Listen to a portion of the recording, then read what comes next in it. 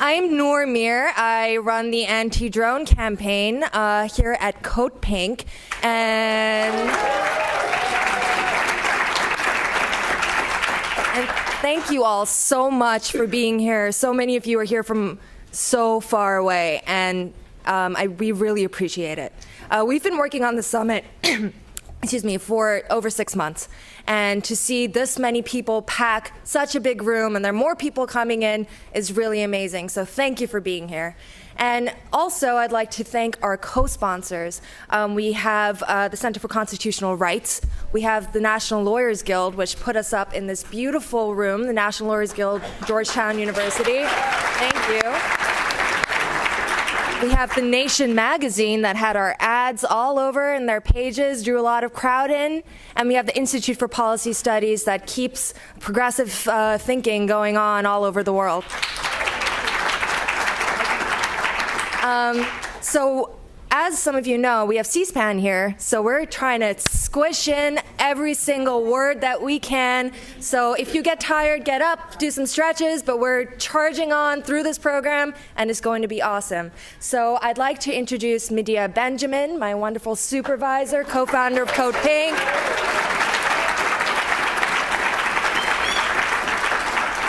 Well, good morning, and we are delighted to be with such a wonderful group of people who have, some of you are coming here for the first time learning about these issues, and many of you are people who have been working on this for years now. And I want to start by summarizing my own journey to this issue and take a moment to reflect on where we are today. My own journey is that when 9/11 happened, I thought my government should respond by finding the individuals who attacked us, not by attacking other nations. But when the U.S. attacked Afghanistan, we were told by the media and our government that we now had these high-tech weapons. We had laser-guided missiles. We had smart bombs. What kind of a term is that, smart bombs?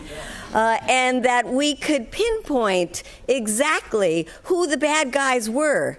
And so we as a public should rest assured that our government was only going to hit the bad guys. Well, I don't know about you, but that raised some questions for me. And a week after the bombing started, I went with a group of 3 other women to Pakistan to make our way into Afghanistan to see what was happening.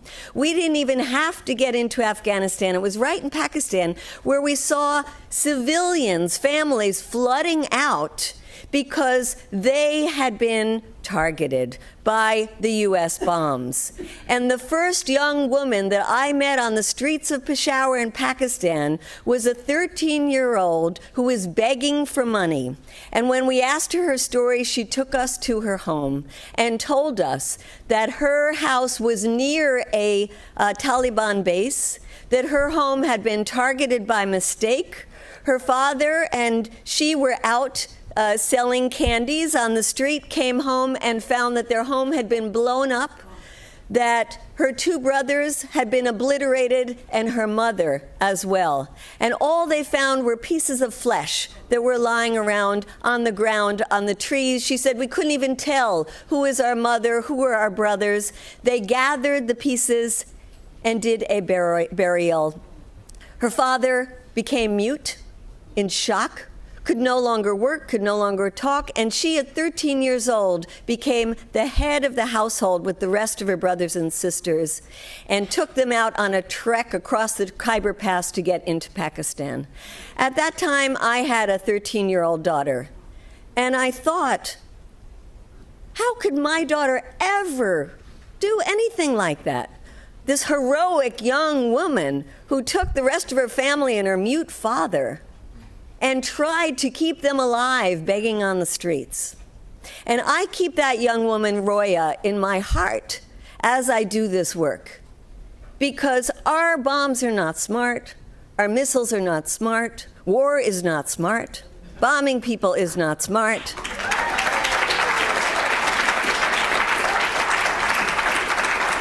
have been doing this for over 11 years now. When will it end? And that's what we're here to talk about.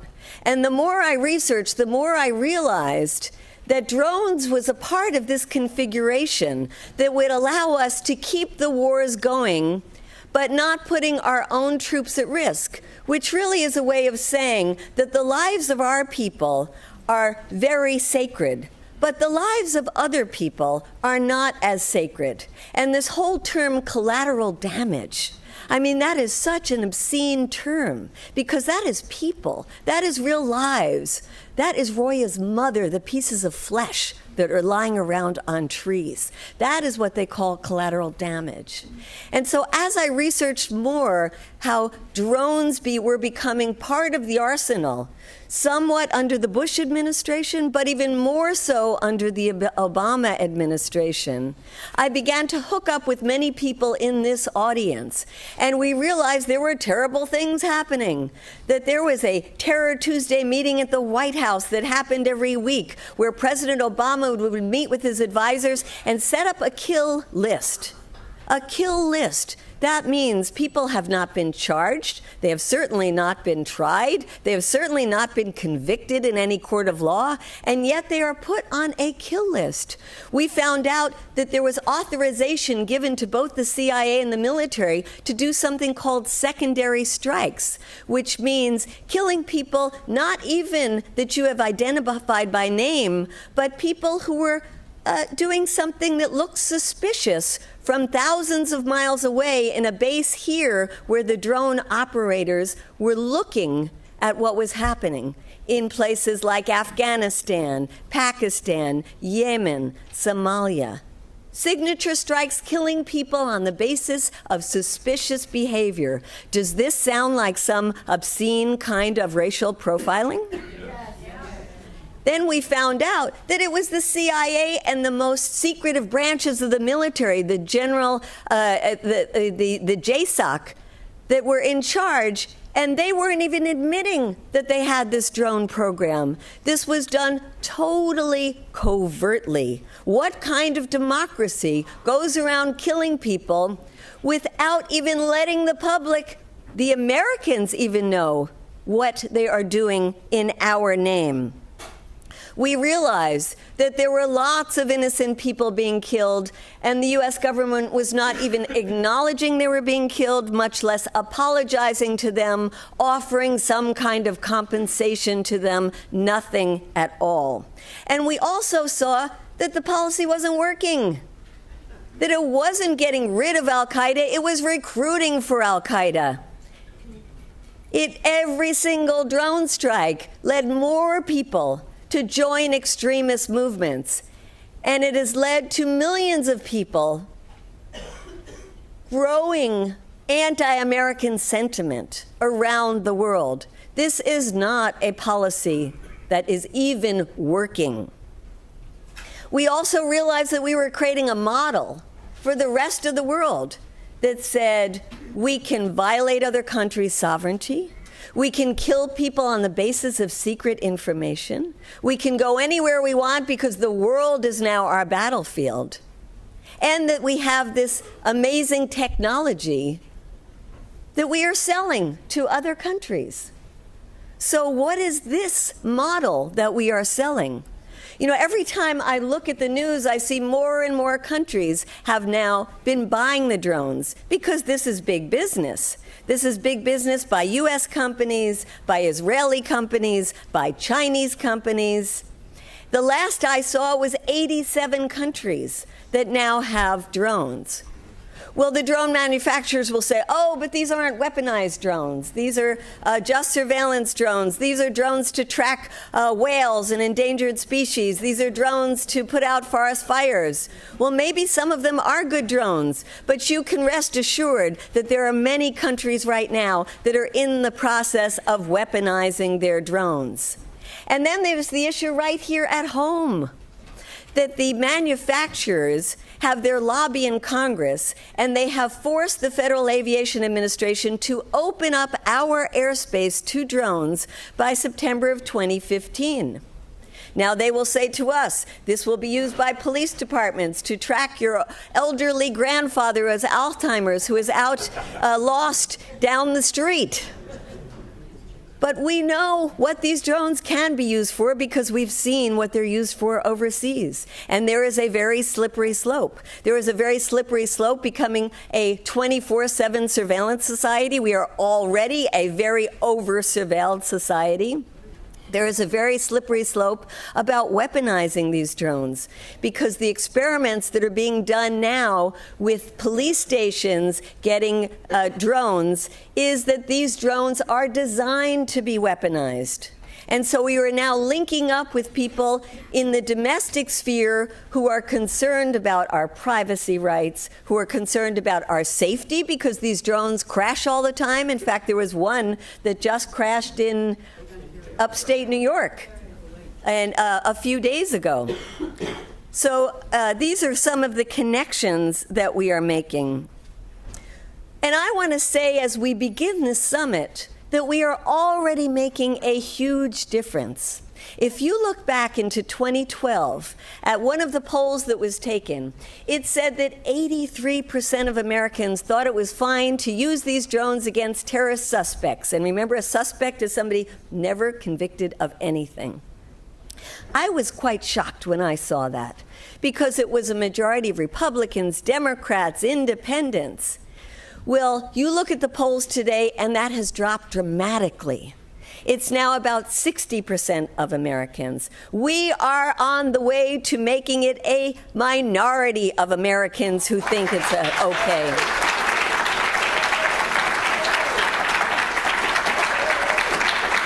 And that is so important because we must change public opinion. Because these people who are elected by us in the Congress and the White House, they are the last ones to change the policies. We are the ones that have to force the change of policy on them. And we do that by changing public opinion. That's why I wrote a book about drones, drone warfare, killing by remote control. I've been traveling to over 200 cities talking. People in this audience have been doing the same thing. We are educating school by school, church by church, local media station. We are changing public opinion, and we're starting to see a shift in policy. How do we know that? Well, we know it by some of the reports that have come out from anonymous officials who say because of the growing opposition to drones, not just in this country, but certainly in the places we are using them, like in Pakistan, where the vast majority of people are outraged by the drones. Pakistan, the same thing, as we will hear from our delegates today. And so this has started to shift. The number of drone strikes have been going down. The number of civilians killed in the drone strikes has been going down. But this is not enough. We have to look at what we have done and account for what we have done and apologize to the families that we have destroyed, compensate those families for what we have done. We have to stop the killing that continues to go on now, and we have to change the policies for the future because this is not what we want our world to look like.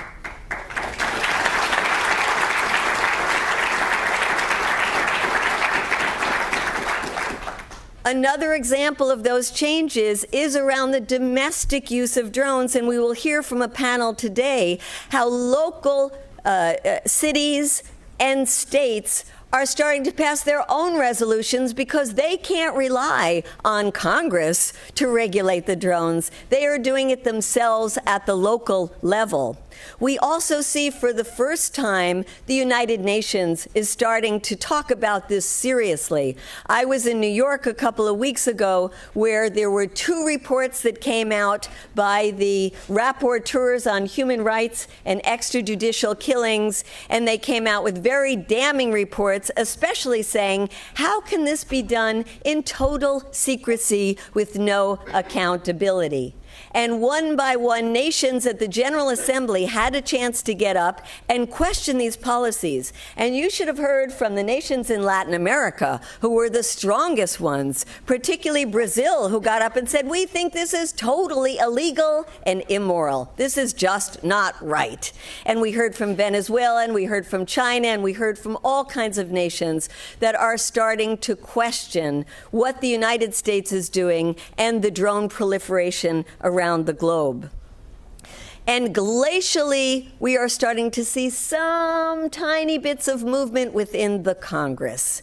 And these are so small but significant. For example, there will be legislation that says make public the memos that justify the use of drones. Now, you would think we wouldn't even have to ask for this, but we do, and we need to see those memos. There are also some people in Congress, like Congressman Alan Grayson, who recently hosted a group of drone strike victim families from Pakistan. It was the first time ever in 10 years of using the drones that Congress has ever invited families of the drone strikes to address them directly. Unfortunately, there were only 5 congresspeople who showed up to hear from them. The testimonies were devastating. I have never been in a congressional hearing where the translator is crying, where the congressman is crying, and where the audience is crying. And this is when we heard from the Raymond family talking about how their 86-year-old grandmother, no, their 68-year-old grandmother was in the fields picking okra in the fields when she was obliterated by a drone. And the other children who were out there helping her, all of the physical trauma that they suffered, the mental trauma that they suffered, and hearing this in a congressional briefing was a very, very positive step. We are going to have another congressional briefing, and this will be on Tuesday with the Yemen delegates who are here. We encourage you all to contact your congresspeople and tell them you want to see them at that briefing. And that will be Tuesday at 4 o'clock in the Rayburn Building, room number 2456. Tell your congresspeople that you think that the least they can do is listen directly to the people who have been affected by our policies and give them the courtesy of hearing what they have to say. So we are here as part of a citizens' movement that will become a global citizens' movement, because that is what we need to be, because these are policies that are spreading around the world. We are part of building a movement, and that's what this weekend is all about. We'll spend the day today with a lot of very good educational information. Tomorrow is the time we get down to the nitty-gritty of organizing, of building, of networking. And part of that networking is to recognize that the work we are doing on drones is part of a much, much, much larger picture. It's part of an issue of the militarization of our society, and how can we turn that back? It's part of discussions about how do we make sure that all of our troops come back from Afghanistan. We do not want to leave 5, 10, 15, 20,000 troops behind. Bring them all home. It's part of a discussion about how do we reign in this empire that has over 800 military bases around the world that people in those countries don't want. And we can close those military bases and use that money for the needs that we have here in this country.